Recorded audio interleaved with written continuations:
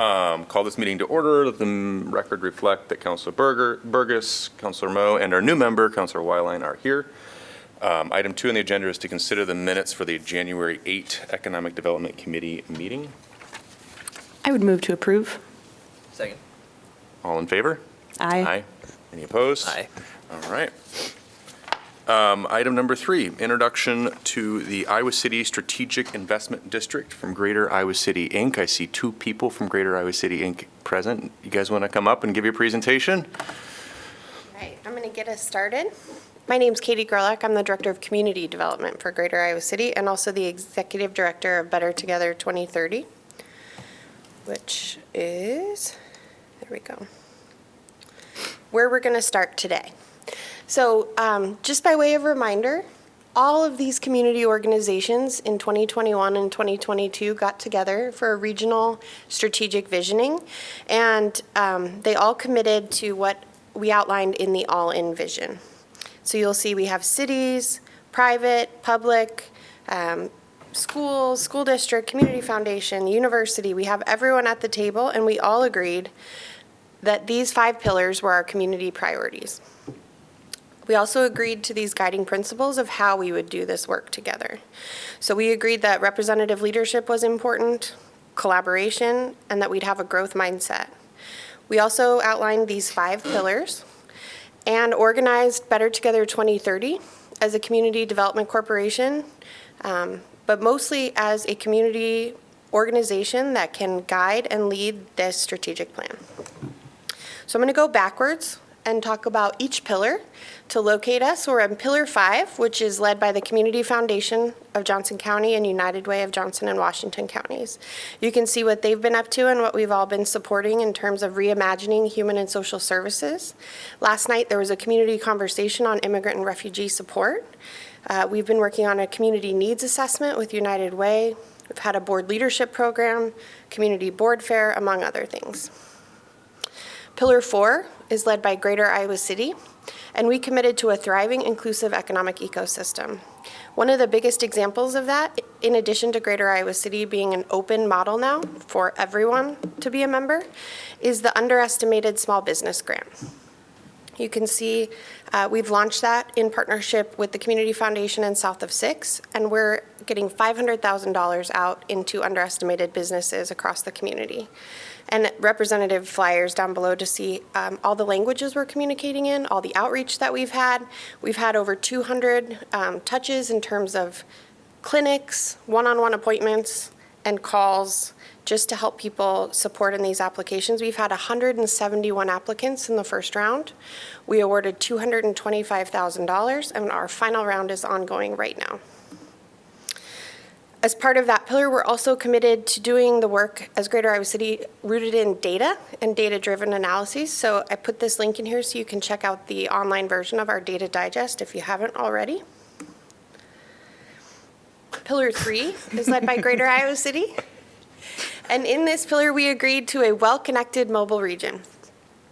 We've been having ongoing conversations with lots of different partners, but most prominently in the last year, we've been testing the concept of a pop-up metro. Some of us have even driven a train. Councilor Moe was lucky enough to accompany us to Rock Hill, Pennsylvania,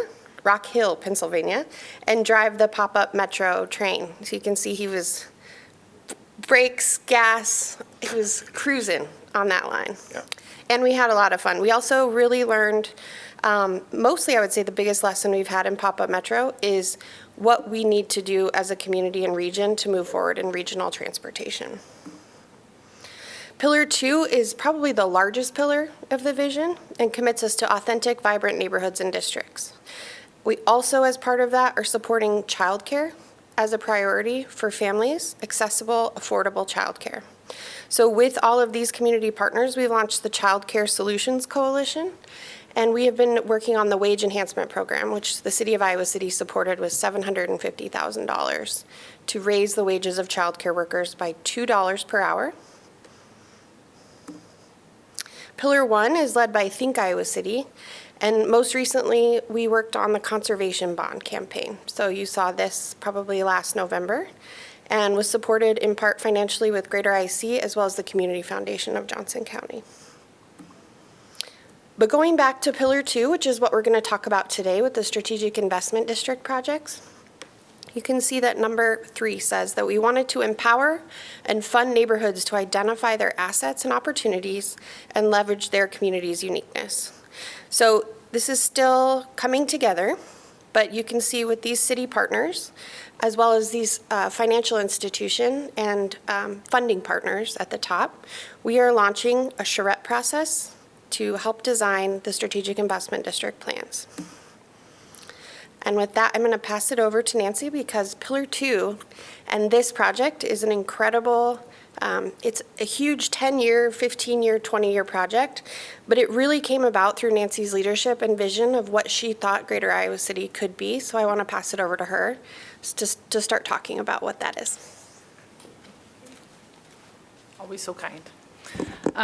Thank you very much for having us today. I'm Nancy Bird. I'm the president of Greater Iowa City, Inc.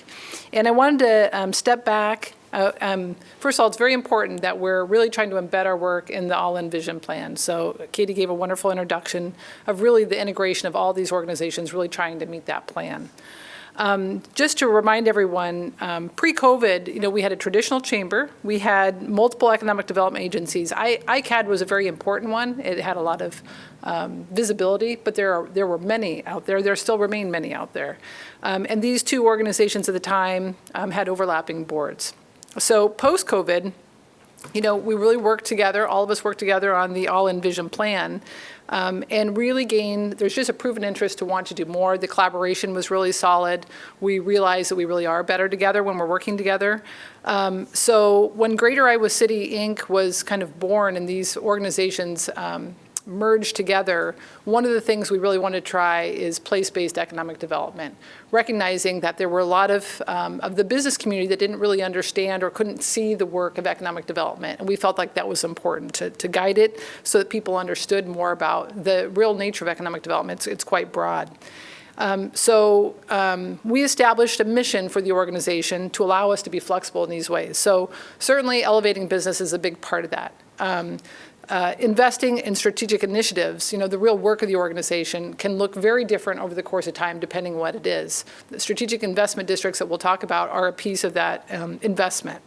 And then advocating for the economic resiliency for the greater community, really everybody. And our model was intended to really implement part of the inclusive economic development plan that came to bear during that time by SDG Planning to make sure that we're inviting everyone to the table. We've changed our whole investment model. So we have an open access model whereby anybody can participate in our work that wants to or needs to, and we can do that outreach in a way that feels very comfortable. There's no paywall, so we feel good about that. We've had really, really good feedback on that, and I think it's allowing us to engage more.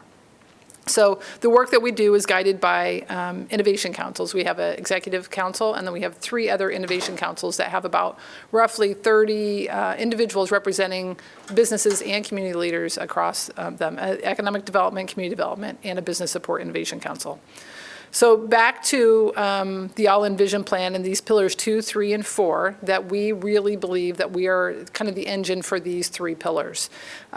Those past organizations and our current work, we have a lot that we do that is beyond these, but in addition to, we really want to make sure that we're implementing these. So place-based strategic and collaborative, the strategic investment districts that we'll talk about are place-based. You will see them on a map and know where they are. They really prioritize retention. The opportunity to really do outreach in those areas to say, how can we help you? How can we help you stay here? How can we help you grow? While inviting new companies to the table and different opportunities to locate. There's all kinds of opportunities to attract while you're really focusing on retention. So they're inclusive, welcoming, uplifting, and they really are intended to support our own local talent and investors. So the power of 10, if anyone is familiar with that, it's it's well known in placemaking that in our county, if we have 10 really solid, great destinations, and those destinations have 10 places in each one, and there's 10 things to do in each one of those, you really grow a robust ecosystem, a wonderful place to live, and we're on track to do that. Larger metropolitan areas clearly have more destinations, but we feel like we can grow our own emerging neighborhoods into destinations for those places. It's smart growth is another way to look at it. 15-minute cities, real walkable cities, livable cities. These are kind of the things are part of the principles of our approach. So our goal is to guide investment into areas that we think we can really make some impact on, recognizing that there's all kinds of places that we can start. This is an early graphic from Newman Munson put together for us in 2022 that they had a graduate student look at 15-minute city opportunities through an app.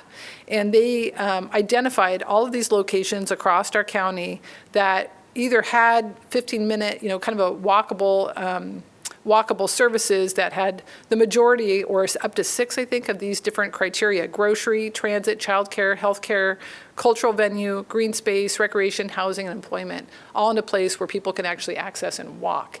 And walking, we want it to be more than, we want people to have access to walk to work, and that's a hard nut to crack. So all of these, the areas in blue were identified as really on their way, the peach where there were more opportunities. So how would we do this work, right? So early on, we looked at different models across the state primarily, and Invest Des Moines has a really nice program that we've kind of looked at as our own organization model, and that there's a precedent for really developing programs that you can push private sector investment and public sector investment in focused areas. So we have some good precedent for this. So when we launched these strategic investment districts last November at our annual meeting, and we looked at locations where reinvestment was needed. It's not a greenfield site. The market hasn't proven that it will really correct for it. They're kind of stalled out, or they've got big open lots that you would think in a place that is as desirable as our county that we hear about, they would have turned over or turned into something. That there was already an existing asset base, that the comp plans of all of our communities support them, and that there's an opportunity for city incentives or a path to get there. And we've talked to a number of the municipal planners. So our board really encourages to focus. You can't do all of these things, so where do you focus? And we identified 3 locations, one on Cherry Street, one on 5th Street, and one in the Sycamore area. And just to walk through those, Cherry Street, this is in North Liberty. It's got, there's some childcare opportunities. There are other locations here, but this area, if you're familiar with it, is an opportunity that we've heard about. The 5th Street Strategic Investment District in Coralville is already a transit-oriented, it's got really strong transit along this line, but it's got some opportunities to really turn this neighborhood, allow this neighborhood to be more walkable. This is one of the most diverse areas within the entire county. It's not known very well that that's the case, but it is. So we focused on this one. And for your information in particular is really Sycamore. We heard and continue to hear the most about Sycamore. I'm sure you all do too. So this is a really important opportunity. There were other areas that we looked at, but after meeting with city staff, they kind of guided us through this process, like this could be a good opportunity. And we know that your comprehensive plan is in the works. So we're thinking as we move along, this could be an important guide to it, or something to take into consideration. But our current, in hearing a lot about this and hearing from kind of the business community in the past through focus groups, like what they want of this organization are really initiatives that move the needle in some way. And that's not an easy task. We know that's, planning has to be involved, coalitions have to be built, but this is a really great opportunity for us. So we are going to be hosting in the next few months 3 charrette processes, one focusing on each of these. So we did an open call to the business community from our architectural design community and others.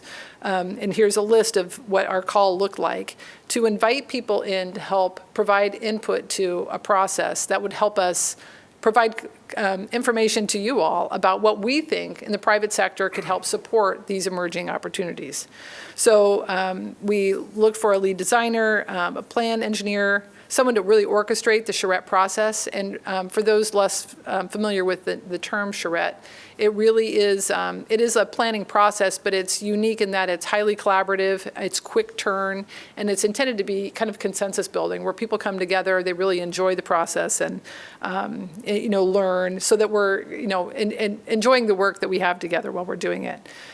Someone with a pro forma expertise, a commercial lender, municipal planners, so the City of Iowa City staff have been invited and will be part of this process, an artist in residence to give us a different perspective of what the neighborhood could or should be, someone from the neighborhood. I believe Karen Cubby is on board for this neighborhood to help guide that process, and then other subject matter experts.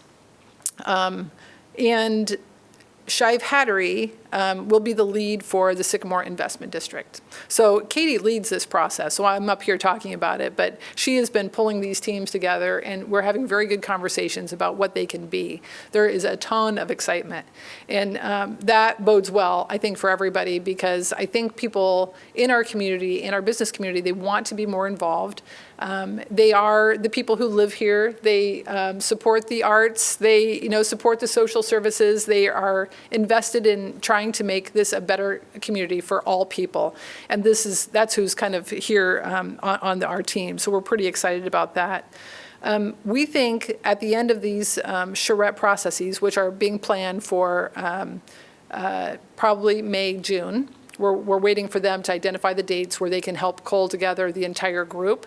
So we've had other local, these are kind of firm leads, but at the same time, they're pulling together all kinds of independent businesses to also support this. So it's highly collaborative in that way that one firm won't own it, but lots of people can really get involved.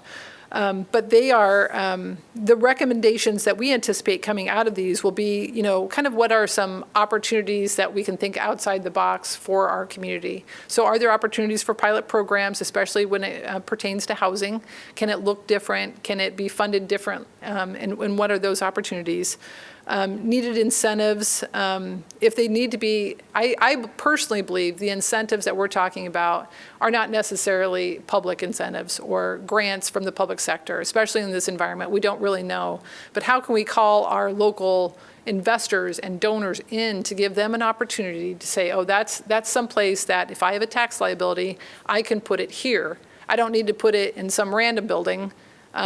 Because I think that's what happens, is that they, someone comes to them with an opportunity, but it's really siloed and you don't know what's around it. So we're really trying to call those donors in.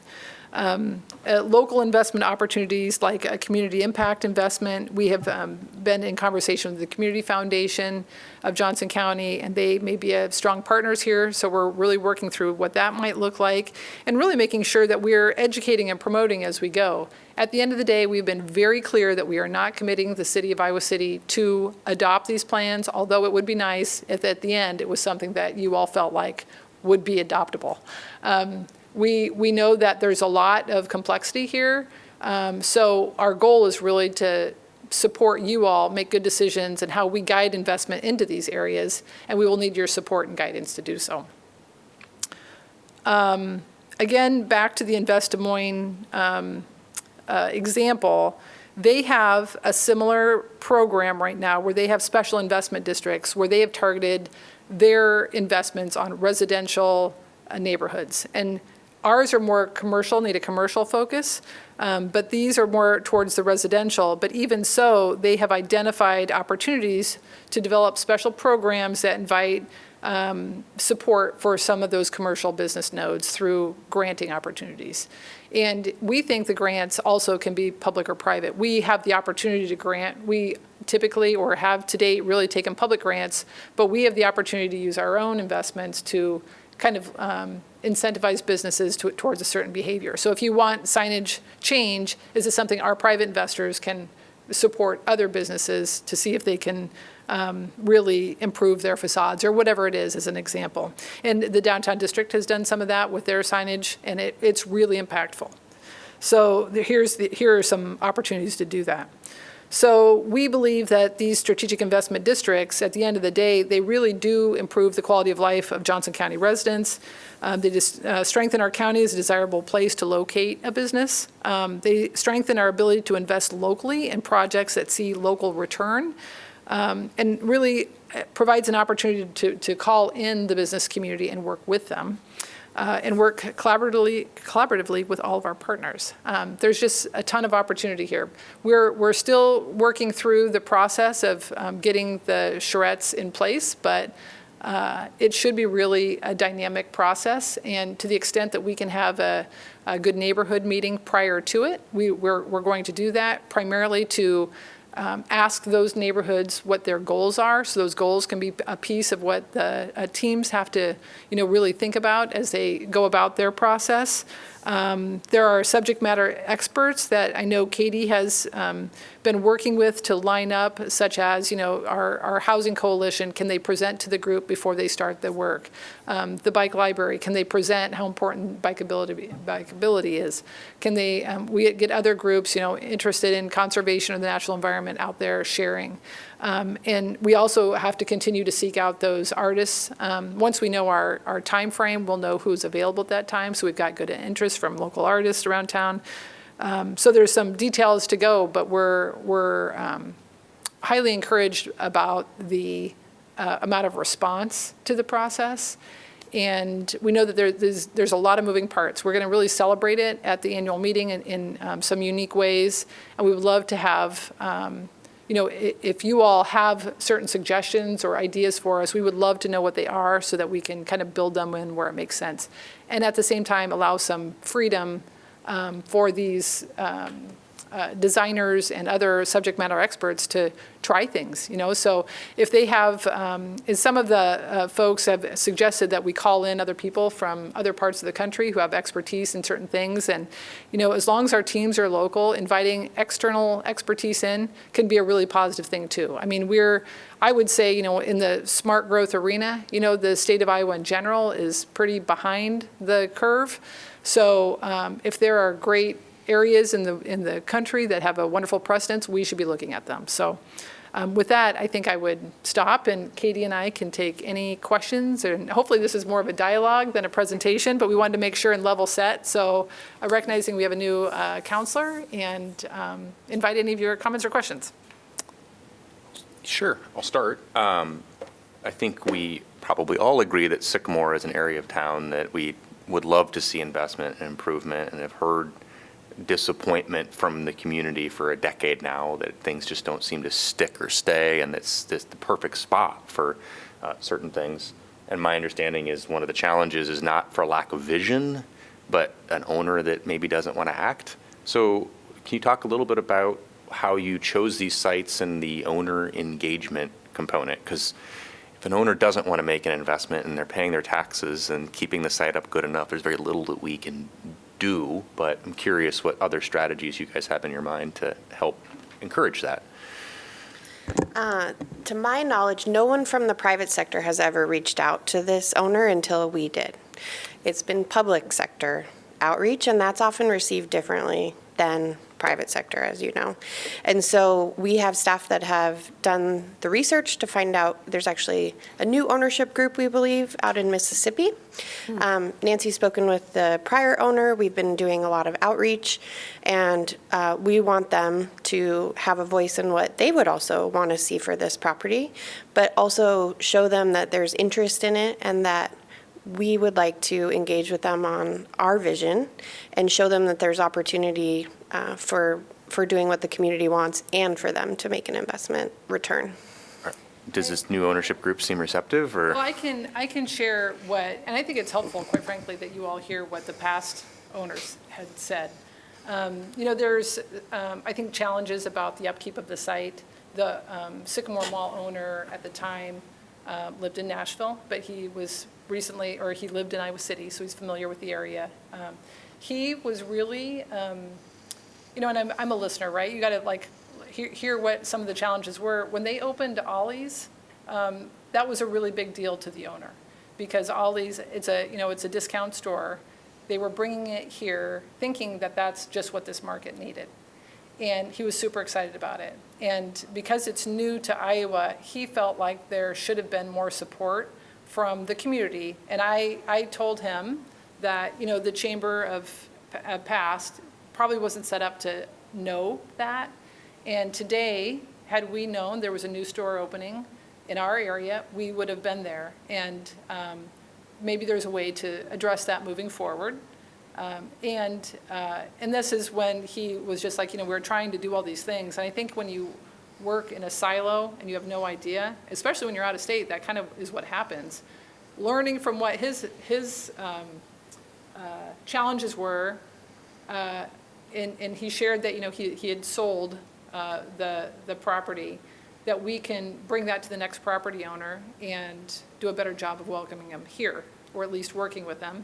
Not to say that people didn't work with them here, because I think that they did try. So a new owner is out there, and I think once he sold, he was kind of like done. You know, so we haven't made direct contact, although we believe we know who the owner is. And to your point about inviting everyone in, it's not unlike any other planning process where how do you invite anyone into a comprehensive plan process, right? You advertise people need to come, and then you hope you get them, and we will do that. And then if you have someone within the plan that doesn't want to play, so to speak, then you continue to work with those who do.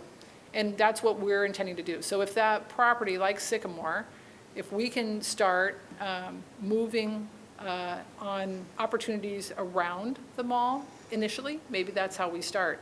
But we don't really know until we have really done our due diligence to do the outreach to other property owners and see what their goals are.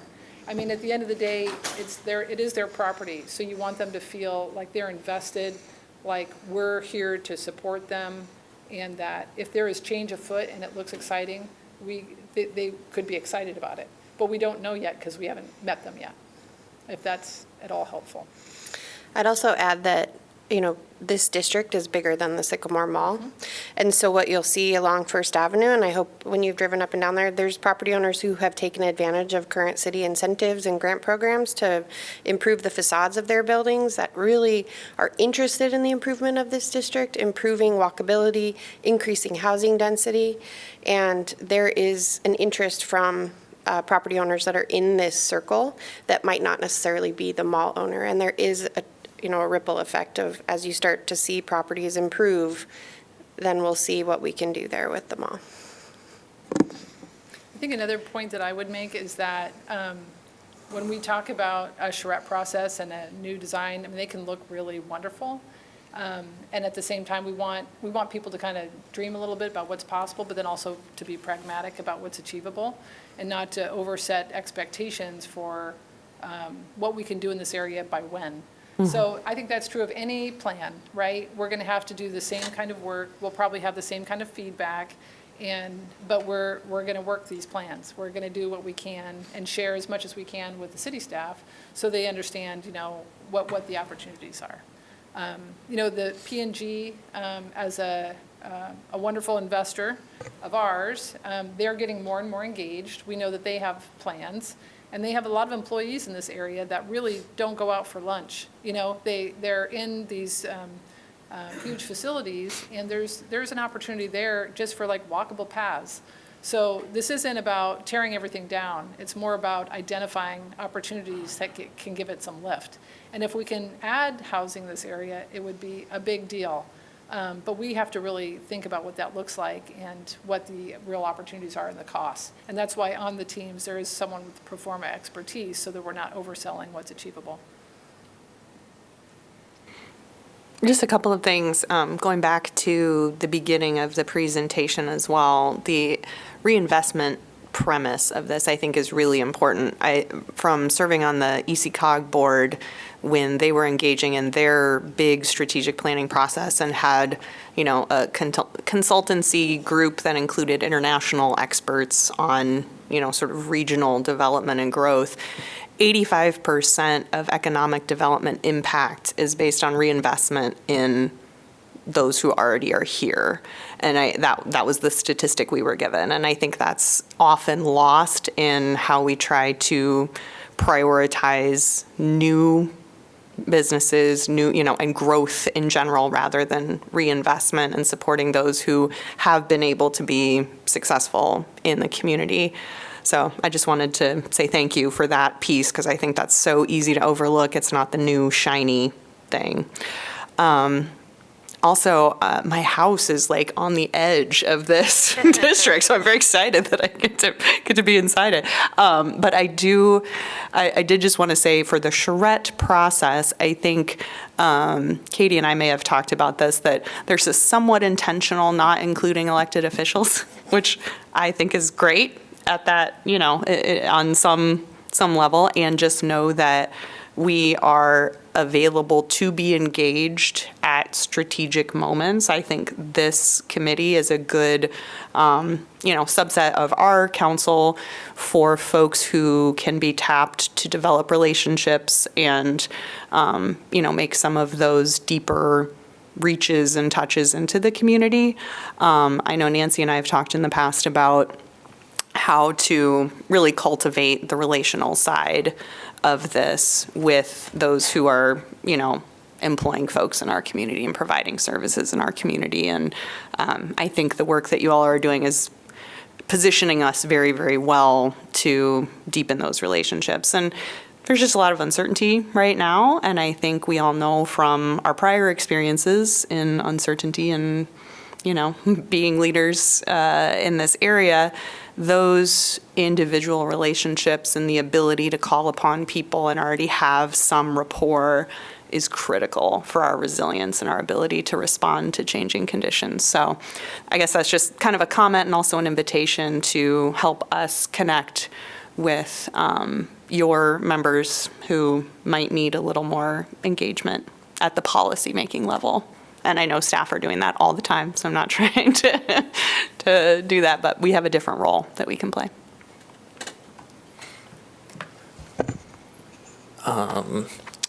So thank you, by the way. It was very informative. I also used to work for 6 years in this district, and so I was constantly walking around the neighborhood with clients, and like everybody else, there's so much potential in this area and so many weird barriers that, everybody always complains about, and rightly so. One thing when it comes to strategic investment districts, or it's kind of like parallel relationship with what we call like urban renewal, you know what I mean? And I think a lot of residents or people get uncomfortable with urban renewal because of its bad history, and it's the unintended or sometimes intended consequences of pushing people out of a certain neighborhood where these types of localized investments happen. And what y'all are doing is what a lot of cities, from what I read and from what I've been talking with y'all about, is what lots of cities around the world try to rebrand and recommunicate and call it like gentle urban renewal, where you are really bringing the residents to the table more so than a lot of other places where you see these urban renewal and like TIF projects like in Chicago or other places where it's kind of backfired and pushed people out of the community, make it really unaffordable. So I just like that I can tell that this is a very thoughtful process that is trying to take all of these things into consideration, because anything with this is, my concern is always people not thinking through the reality, especially with a lot of the places on the south side of this district and like within this whole district. It's a lot of places that are more affordable than other parts of the city to live in. So and I trust y'all to keep that a priority, of keeping that in mind, and how can we make sure that this isn't something that has those unintended consequences. I guess it's more of a comment than a question is what I was saying, but yeah. No, I Thank you. appreciate that. We met with one of the original members of the Austin kind of downtown district, and he cautioned that very thing and said, I was working to make my neighborhood better. I owned a music store, and then I suddenly couldn't afford my rent. And so we're very, very cautious of that. And Karen Cubby, being on this neighborhood representative, she often says if you do your job, then you might be raising the values, but you also have to put guardrails up to make sure that you're not pushing people out. And if we've done our job here, the people that already live here will just have a better quality of life, be able to access the services that they want to, and hopefully will increase the housing density so that more people can enjoy that as well. Yeah. I appreciate you guys mentioning that you want to dream big, but also be pragmatic. And that would be one thing that I would sort of hope that you do over and over again is make sure we don't set up promise for people if something doesn't happen immediately, because I know that that's bad for all of us if people believe they've been promised something and we can't deliver, even if we do everything right and work really hard. So it's just a thought that I appreciate you guys saying that and feel like it's important to reiterate that over and over again, that we're going to keep working, but sometimes these things take a lot of time. Second thing is, can you go back a couple slides where you show the blue dots that are our region's blue dots?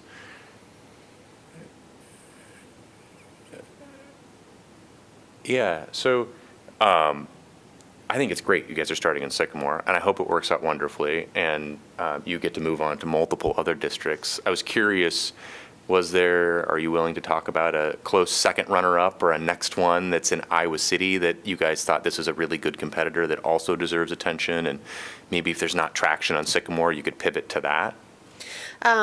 I would say we looked at Towncrest area, but there's already a really great neighborhood action plan that's been done by your city planning team. So what we can do there is just support investment into that plan already. Another area that we looked at would have been the far east side near Blackstone neighborhood and that Ye Old Town Village or something. I'm not sure what the full name is. But again, the market there is correcting itself. There might be vacancies, but the vacancies are getting filled. There's a clinic already there. There's a restaurant already there. It's what we need in that neighborhood more is neighbors willing to walk, not more services that they can walk to, although that might help.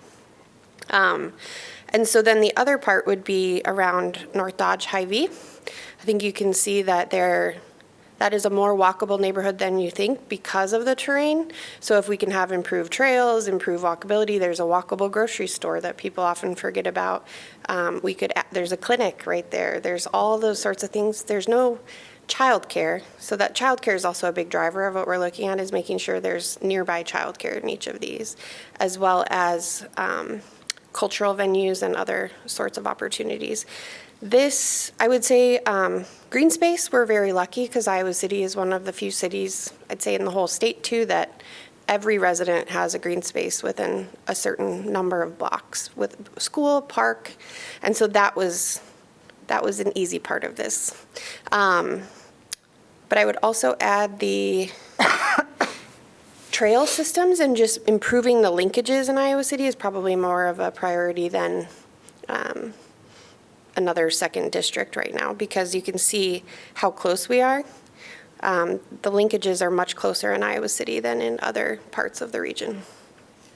You know, one thing that I would add as we talk about this, just to be really honest, you know, and it's like any plan, right? When you get into it, you cannot control the property owners. So you invite them in and you share opportunities and you demonstrate, you know, a willingness to move towards a certain vision. At the end of the day, they own it, right? So the rules have to apply to them, all of them in the same way. So what we can promise is the effort and the goals and trying to encourage a certain direction. Because I am sensitive to the idea that when you invest in an area, it can change the valuations. And I think it's still important to do that because not investing is no way to retain affordable housing. You know, you want to make sure people have high quality places to live, and they deserve that kind of housing. Our ability to control valuations is really zero. But we're going to work towards those goals and work with those property owners to let them know what their opportunities are to maintain a certain lease rate, or if they're amenable, you know, we have to kind of bring them along. So that is an important piece of this. We think we've got, so far, the property owners that have reached out have are really great. Like, they want to see this area retain the existing businesses, work to add housing units that anyone can afford. I mean, they want those things as well.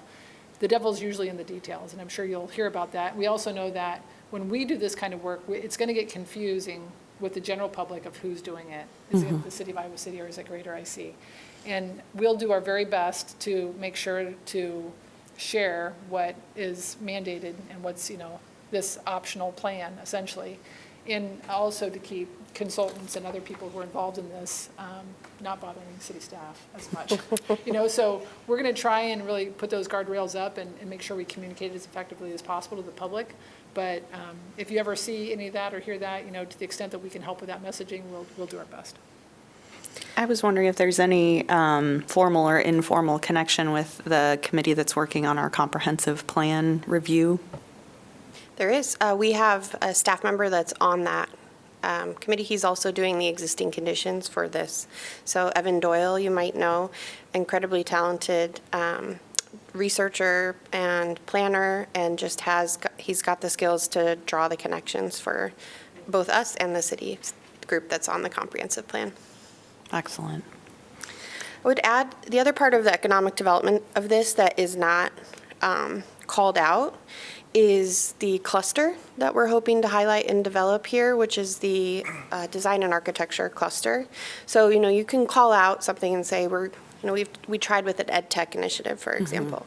But what we'd like to do is show the work of the design and artistic community through this and then highlight that throughout. So there'll be a storytelling aspect of all of this that's happening ongoing so that we can then highlight that cluster and then promote that organically rather than identifying a cluster and then trying to build it. We're going to show what we've already got. We punch well above our weight, as we've said, in design and architecture, and that's not just trying to please the chair of this committee, but we do. When you look around this community, we have more talented professionals in that area than most cities our size, and so we'd like to highlight that work as well. We'll also highlight the work of the artists in the process as well, because I think that's unique to our character and culture in this area, and promote that to the extent that we can across the state. I know that IEDA, they have they run the cultural affairs as well, and they're interested in this strategy and what that does to really change the fabric of a community using a more artistic approach. So it's a good path. And there's lots of ways to communicate this to really help us work well with the state. There's opportunities for that. They've got really good staff, and sometimes when you read the application, it gives me some faith that there's a lot of really good planners out there working for the state that understand these pieces, that are still active, and we're going to engage with them. So hopefully it helps. I'm glad you said storytelling because we have some very, very talented storytellers in our community who I'm sure will engage in the process. I had just one other question, again, very, very broad, while I have your two brains in this captive audience.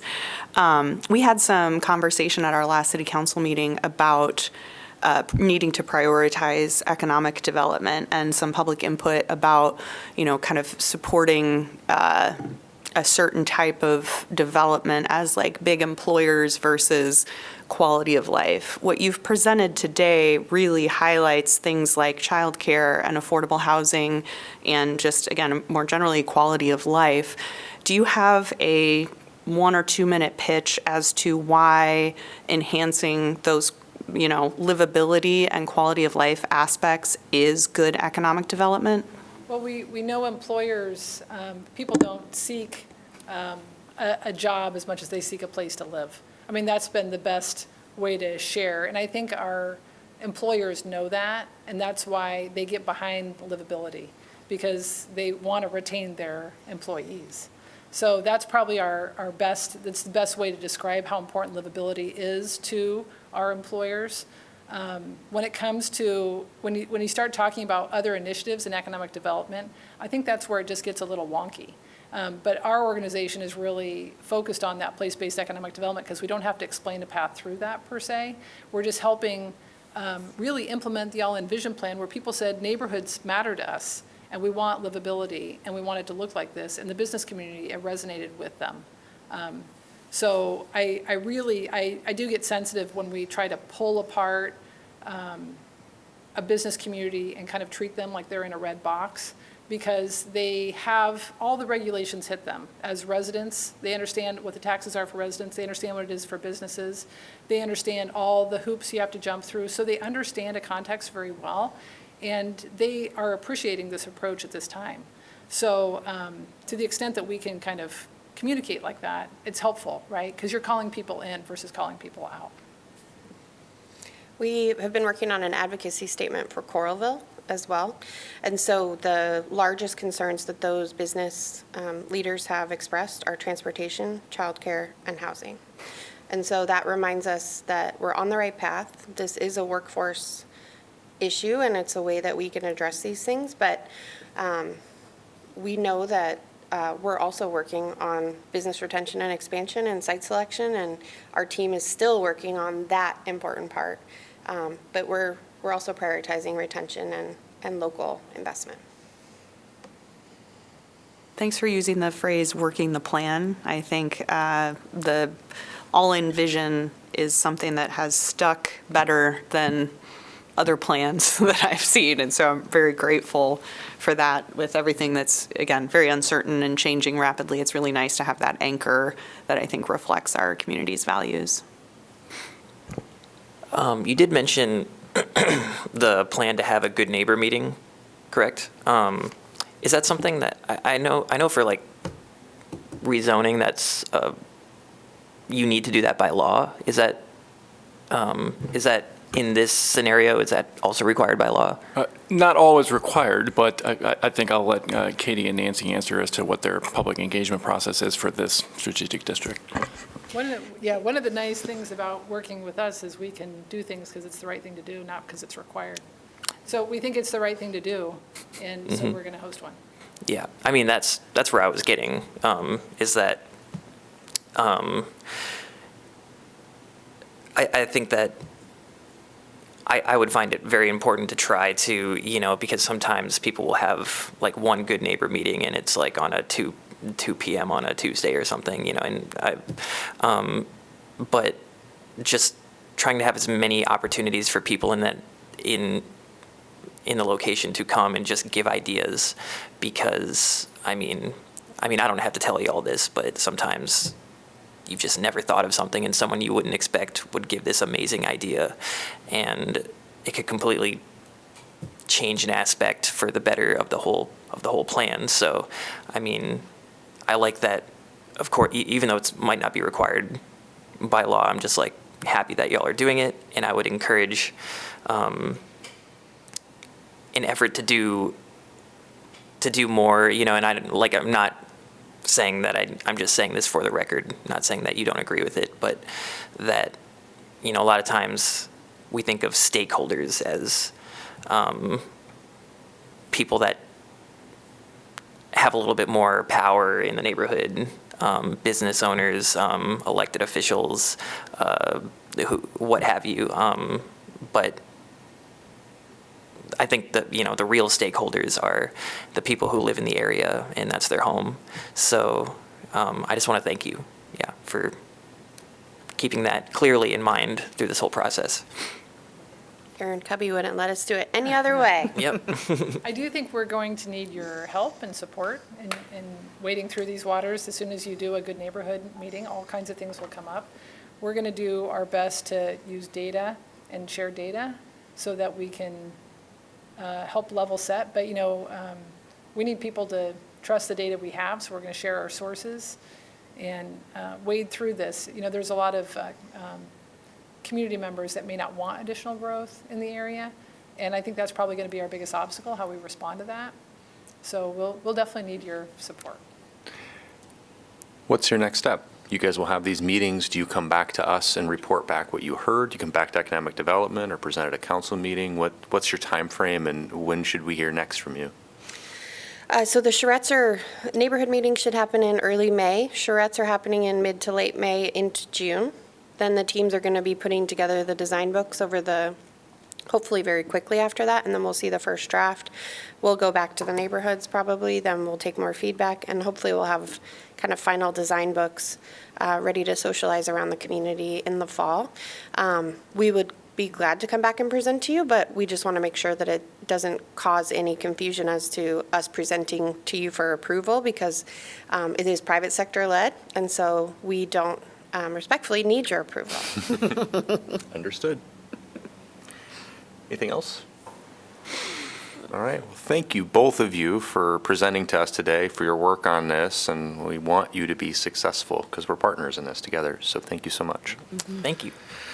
Thank you.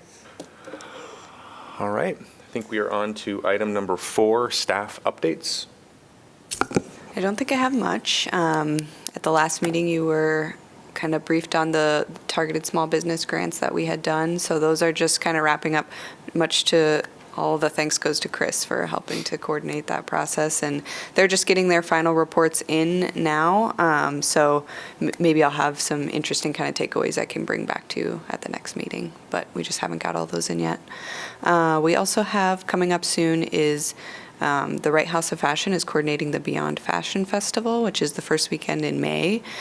We provided some sponsorship funds to help support that. And then, of course, the Wright House is a recipient of our American Rescue Plan Act funds.